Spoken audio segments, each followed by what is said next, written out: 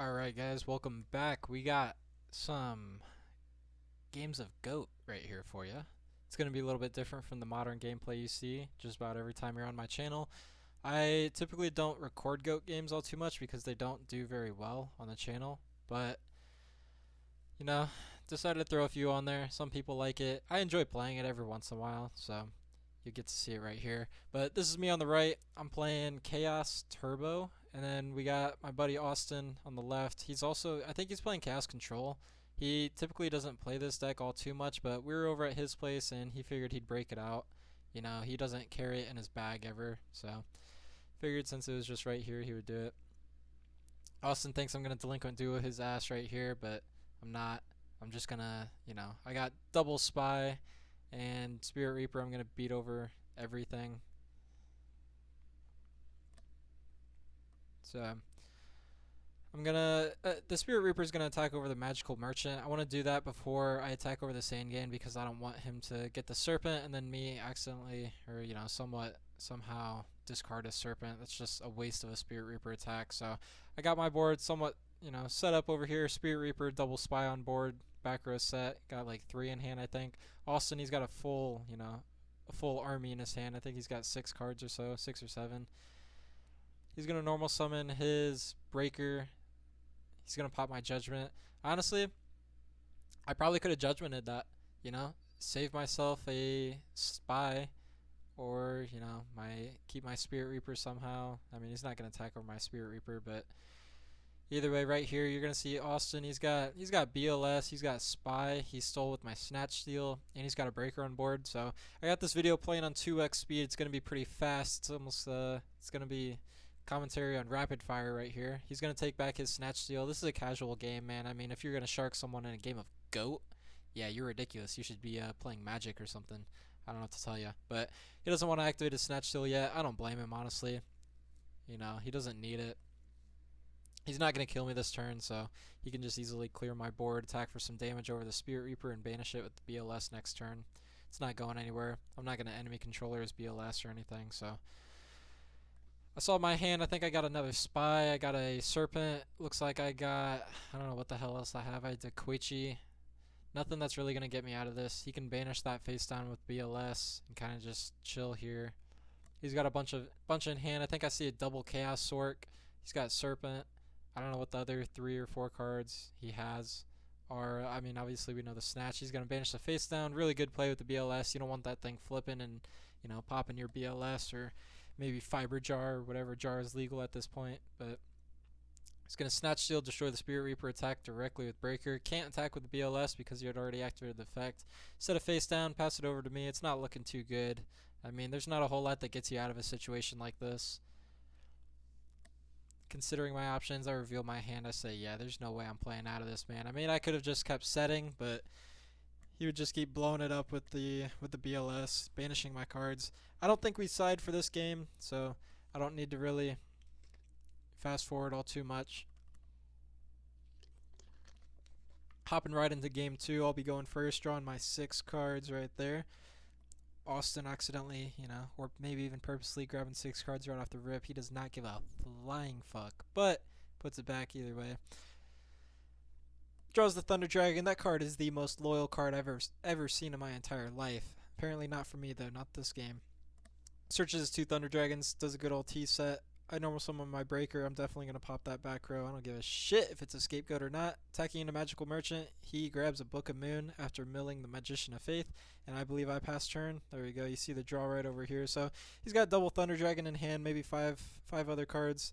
He's going to flip my monster face down, try to attack into it, but it's going to be met with the Ring of Destruction. I don't want to get Sook locked, man. I'm tired of it. I'm going to Ring of Destruction that thing, make sure it doesn't go back to hand. He sets a face down, spell or trap, passes turn over to me. I MST that. Again, I do not care if it's a Scapegoat. I'm not playing around it. Scapegoat's not real if you don't think it's real. I set a face down monster, pass turn. He's going to set a monster and pass it back to me. Oh my god, Thunder Dragon. Like I told you guys, that card is loyal. All it knows is loyalty. So I just grab my 2 from the deck and keep going on with my day. No big deal. Shuffle my hand up. Got a Magician of Faith, adding back the MST. Attacking the Serpent. Attack with Magician of Faith and set a face down. Delinquent duo. All right, guys, I gotta chat to you about this real quick. I don't know why people are still delinquent duoing me when I have Thunder Dragons in hand. I mean, it's like the same thing as Serpent. Whenever I have delinquent duo and I know they have two Thunder Dragons in hand, I'm not activating it. I'm just not. I don't care. He normal summons his Serpent, attacks into my Moth. They both go to grave, and he sets a face down. Passes over to me. I still got one Thunder Dragon in grave. MST coming down, hits the pro set Heavy Storm. What y'all know about that? Dropping the BLS, attacking with Breaker and BLS, cleaning up that game with no problem at all. Austin is free. If I ever play him in a GOAT tournament, I just know I'm going to round 2. I mean, look at this guy. He's not built like me. I mean, the 96 Spellground, yeah, that thing's fake. He hand drew it in his basement himself. You can tell. Look at it. Anyways, going to game number 3.